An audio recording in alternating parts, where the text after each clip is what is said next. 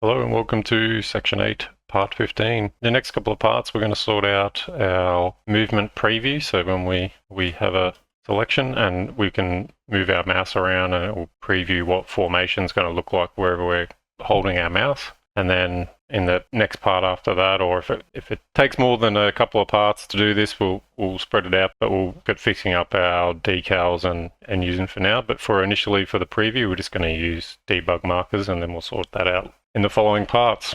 So we're going to start in our player controller. And the first thing we need to do is tell it, hey, we want to do a preview. So we're going to create a function to set the preview. And I guess this makes sense to go into the selection area. So I'm just going to put it at the bottom here. I don't think this needs to be virtual, so I'm just going to make it normal.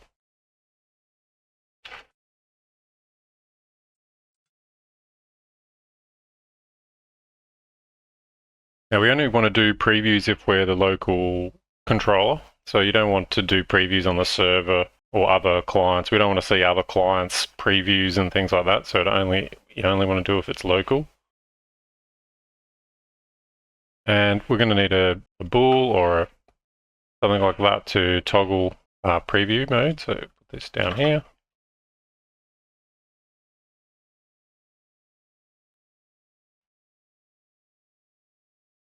To set whether we're previewing or not, we're basically just going to say, we're just going to check if we have any selected units, then we want to generate a preview.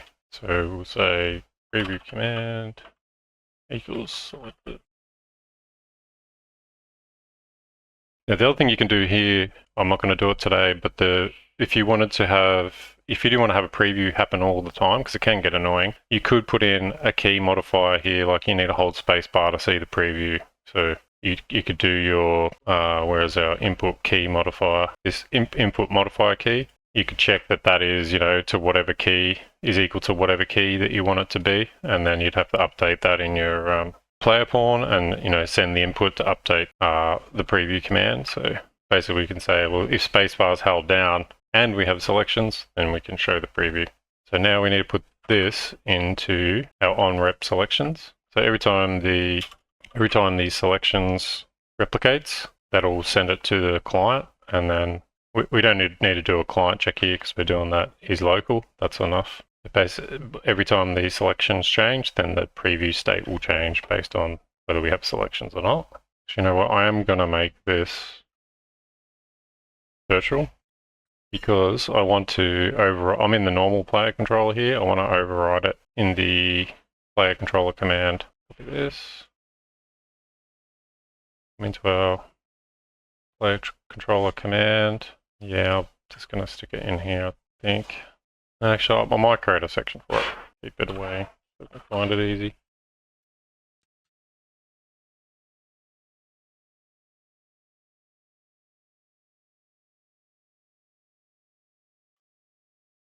And we want to call the super on that, so that'll go and set the replicated part and assign the bool. And then in here, we can then act on whether the preview command is set or not.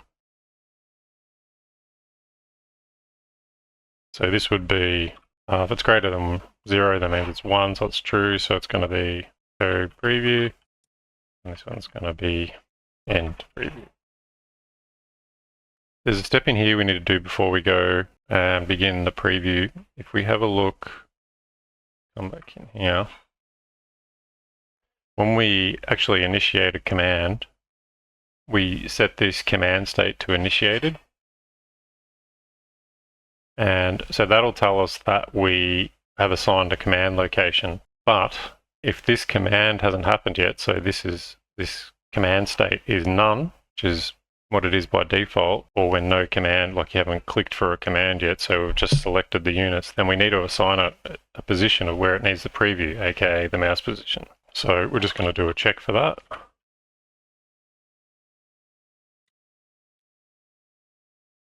I'll just make a little function for that.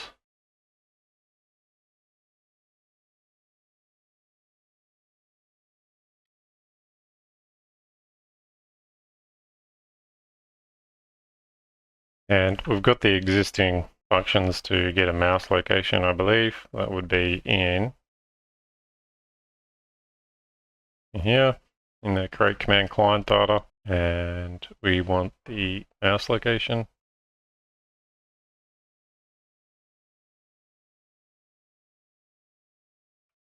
And I believe we have a variable for the command target location. We're just going to use that. That way we don't need, when we do initiate a command, we don't need to change it. It'll just get overridden and the preview can continue.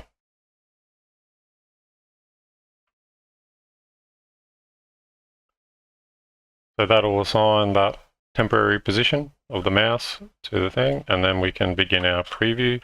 And the way we're going to do the preview is with a timer. So we're just going to have actually one thing I will put in here is just to check, that is local controller check again.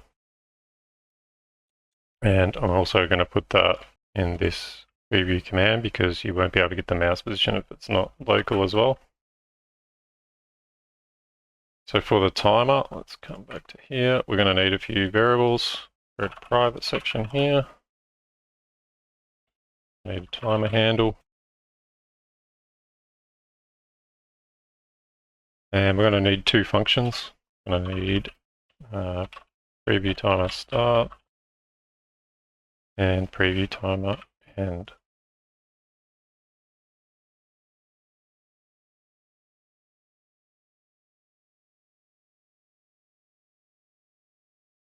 And then for the timer start, we're just going to check that it's not already running. It is local first though.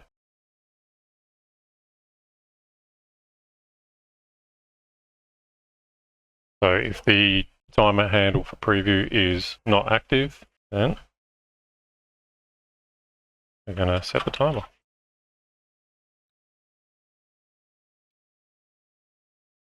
We need another function to execute the preview.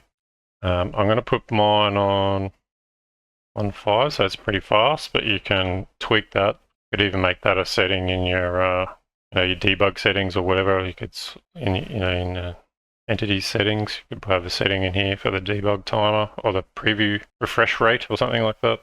So yeah, and it needs to loop because it's going to just loop until we tell it to turn off. And then for the stop, we can just do is local. We don't even need that check to be honest, but we can just do, don't need to check if it's running or anything like that. We can just clear the timer. And we'll need to do another step here because we'll have navigation data. We'll need to just clear the navigation data, but we'll come back to that. We'll just put and this is not that. It's another separate function.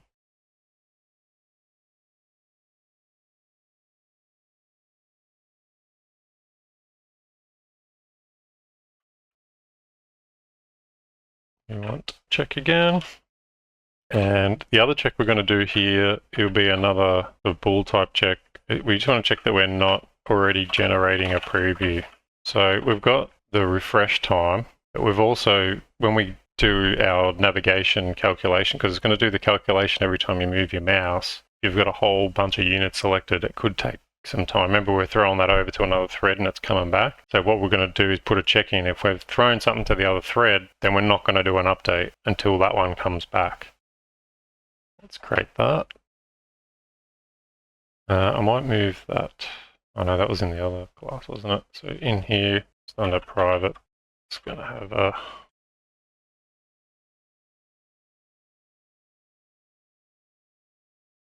I have to set that initially.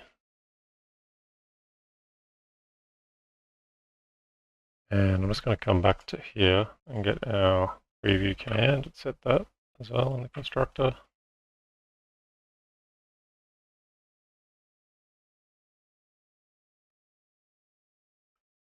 So now for this generating preview, where we do our on navigation created, we're going to have this preview state here, and this is where this will need to be reset because it's finished generating navigation, so it'll be false and it'll detect that it's a preview or not. This won't be used for the normal navigation data. We'll come back to that.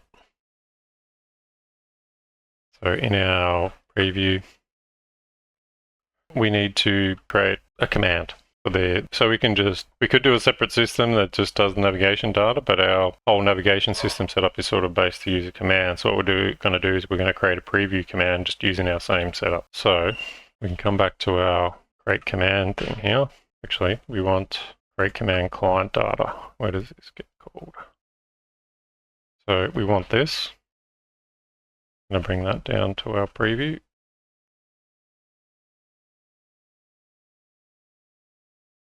So if we have a look at that create client data and we look at it in the the visor that it's going to be a preview, nothing's really changed. So the command type can still be the same. So that'll mean you can change the modifier key or whatever to change the type of command. Then we can do the different previews. The mouse location is going to be the destination. That's what this is set up to do anyway. That's all the same. The command state is none, so it's going to use our command target location. So that's the mouse location essentially. And then it will do the rotations and all that based on, so it would probably hit would hit this one. So it's going to do a rotation based on where the group is to the mouse location, because the other one's set up for when you hold the command and drag, which we won't be doing that. This will just be a generic preview based on the direction that your mouse is from the group, and then the rest of it's all the same. So that gives us our initial command data.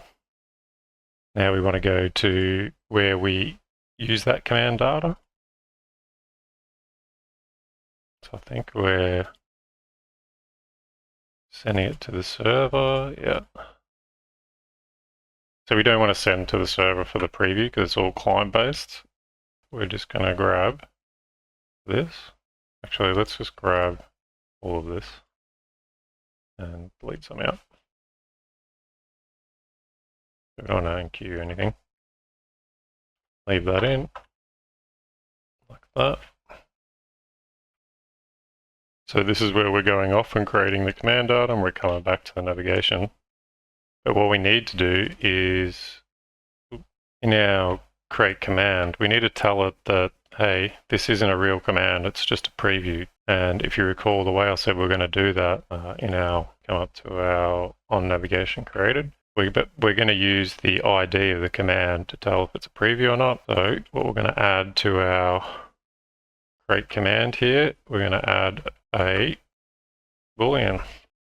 Yeah, so we're just going to add that uint8 preview, and I'm going to default this to false. So if we just call create command, it'll be false. But if we set it to true, we can pass a true then. So we'll just copy this bit.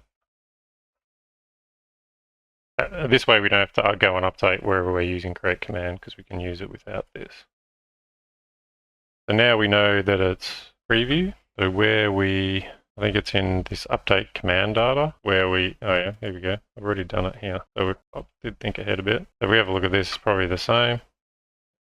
Preview set to false, so that's why we can use it without the boolean here. But what we want to do now, pass that preview value. And then in here, you can see here, if it's a preview, we're going to just use a blank GUID. And if it's not, then we're actually going to create a new proper GUID. And what this does is just creates a GUID that's all 000. So we know it's classed as an invalid GUID. That should be all good. Not sure why this has got a yellow line. There we go. So now that'll create exact same thing, return a full command, but it'll just have an invalid GUID. That'll be the only difference. And then here is where we need to say, okay, we're generating a preview. We don't want to do it in here because we don't really care for a normal command. We only care for a preview command about this. And away it goes to our create navigation system. So then when we come back, what we'll do for the navigation is we'll assign the navigation to its own variable outside of the command, because we're really previewing the navigation. The command is just sort of like a carrier to put it through our system. We kind of don't need it now, so we just create down here. I'm going to call it preview navigation data. All right, and it's going to be an FR entities navigation. So in here, it'll be the navigation that comes back. Now this is where it gets a bit different to a normal command, because the normal command is going to go back to the queue and be executed and go through the group and do all that stuff. But for a preview, we're on the client side now, so we're on the player's individual side. So it's not a multiplayer server like this is doing or anything like that.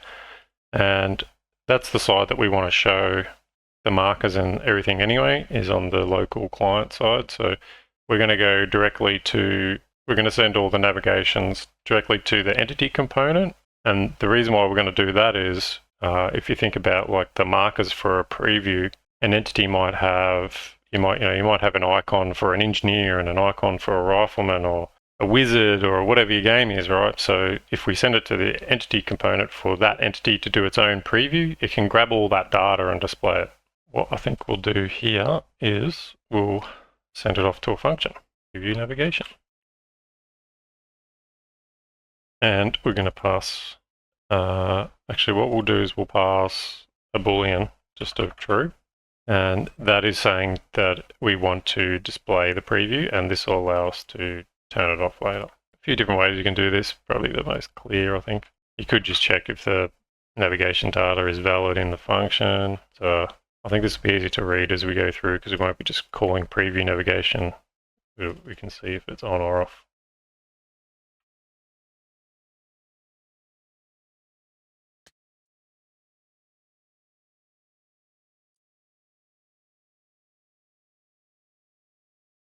So again, we just want to check if it's not a local controller, get out of there. And we also, the other reason why we need to pass this is we need to tell the actual entity component, because we're going to pass it to the entity component, we need to tell it to say, hey, you can turn off now, we're finished previewing. That's probably the main reason for that. So now we can go through our navigation data. Actually, sorry, one other check we need here is to be an OR. So that's just going to check that it has a form, like it's got some data in there. If that's not the case, then we don't want to do anything either.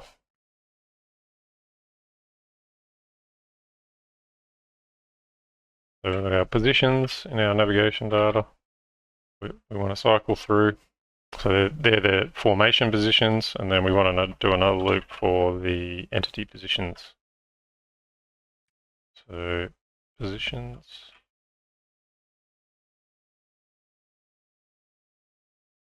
Entity positions.number. Now for each entity, we want to send it off to the entity component. And that's included the .h at the top. And if you're trying to remember back what the entity component is, it's just a generic component that we can put on any entity and talk to it. And on that entity component, we have a static function where we can get the reference to it. And we just need to pass the actor, which is this.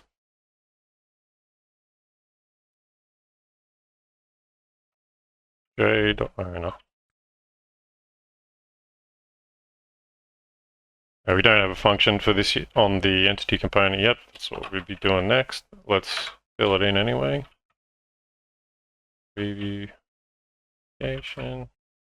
And we're going to pass in this entity's position. So the whole data.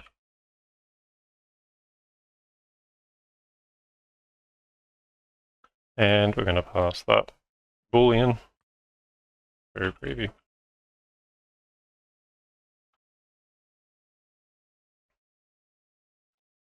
We go to our entity component. Guess we'll create another section again.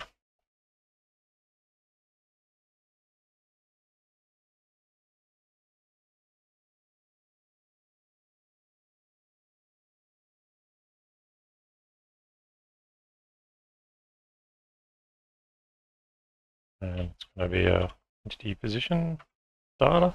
And it can be by reference, and it can be const, because we're just reading here. We're not going to modify that data in any way. I might change that to a UNA as well. If you want to know why I use UNA, it's just an optimization for bool. Bool takes up a whole, someone else can explain the bit science. Takes up less memory, basically, I'm sure it won't make much of a difference, but not a bad habit to get into. It's particularly useful for when you're doing struct to use a uint8. It significantly reduces the memory footprint of that struct if you have a bunch of balls that you got in there. And if you change them over to a uint8, you can actually store a whole bunch of these in the same memory as one ball. That's that. So what we want to do is actually we'll come back here and check the, and we'll do I just want to store that entity position in a local variable.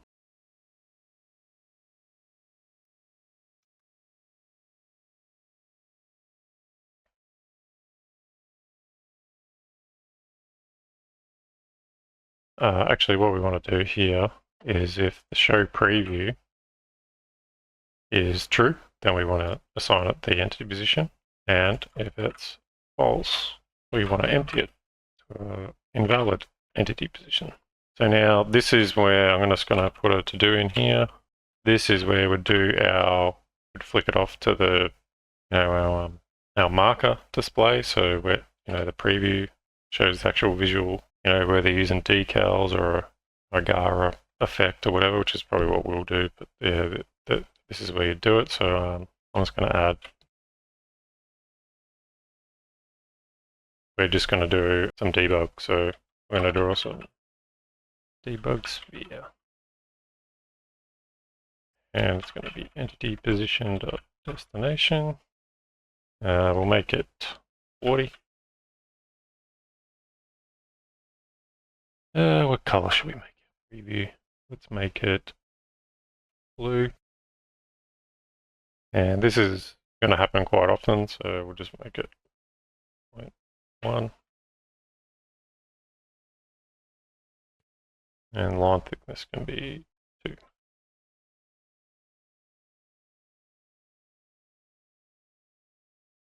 Obviously we don't want this to, we only want this to draw if we're doing a preview. So let's just do that. The above data, later on we'll, part of our marker system will check if the data's valid, but yeah, for now. But that's what we could put there as well, is this data valid? We can't invalidate the data here because it won't be able to go through all the positions. And that's why we need it in a local variable. So when the preview ends, we still have a valid data stored there, and we can go through the previous data and tell them all to turn off, basically. All right, that should get us our preview. Let's just go back to here, where we set the preview. Here, this is where we need to call the preview timer start and preview timer end. I think we should be good to get something there. Let's give it a build and have a go. So in the game, we're not getting anything.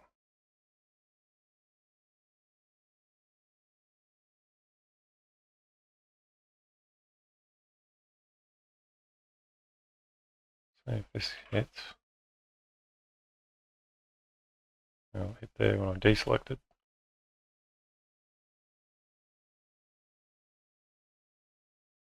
So I was hitting that. Setting preview command.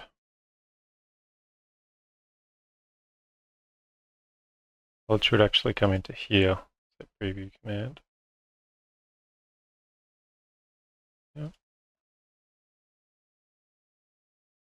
We go into that.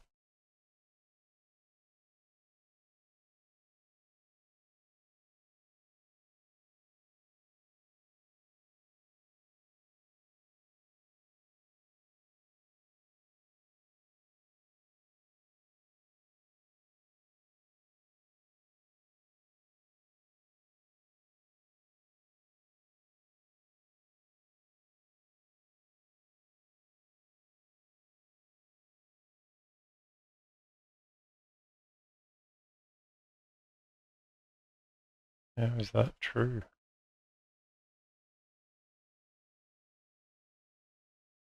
It's It's already true.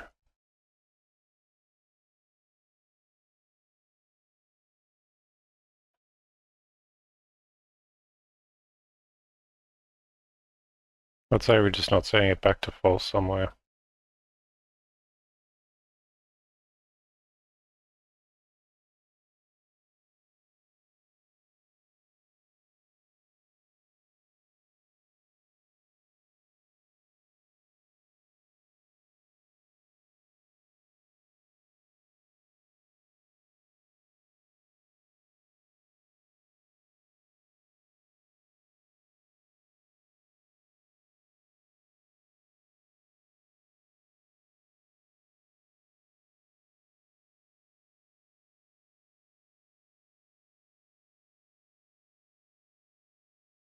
So now it's hit the navigation complete. Has a valid good. That's not what we want. Mess something up. Create command.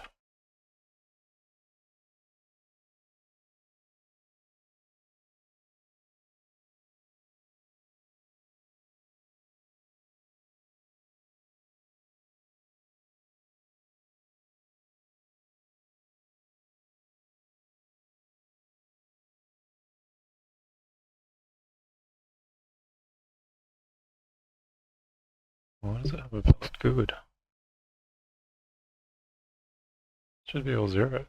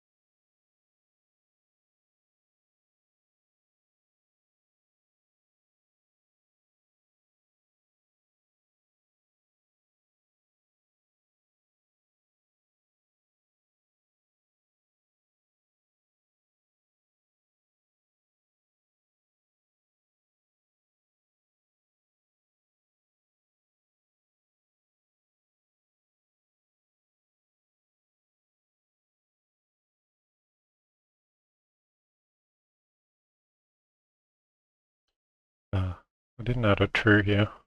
When I create the command, I need to add a true for it is a preview. That's why I was creating a good, because it thought it was creating an actual valid command.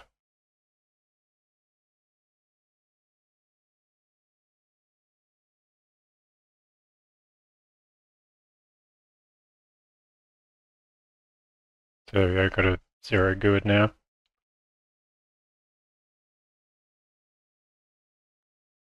There we go, there's a preview. Oh. Yeah, keys bugged out because I alt-tabbed. There we go, we have a preview now. It's a bit flickery, but that's probably because of how I've got the sphere time set, the gap between the refresh of it, and that would be in here.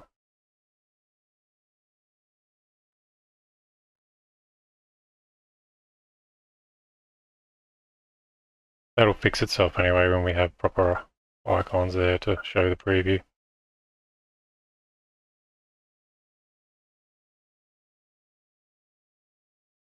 There we go. And you can see, like I was saying, bit too much now, but yeah, you get the idea. We'll fix this up anyway. So it's just using their position, and the direction is set to, you know, if they move straight away from that position. One thing I do in my prototype is I factor in if they have enemy, if the group has enemy, then it will orientate towards the enemy. So if the enemy was up here and I wanted to move them over here, this would be rotated, but over here. Anyway, That is all working good. And then when we add in the keys to change the widths and things, you'll be able to change that on the fly and see it on a preview. That's going to complete that part there. Thanks for watching. I'll see you in the next part where we're going to look at adding in some Nagara icons for, well, we'll fix up the icons for when they're selected. We'll add in ones for the destination preview, and we'll add in ones for the actual destination. So when you click, it will show you where they're going if that unit's selected. If you do want to jump ahead on that, I do have a video series on how to create a system for markers, but it's not integrated into this framework. That's the difference. But that's what we'll be doing. Hope to see you there.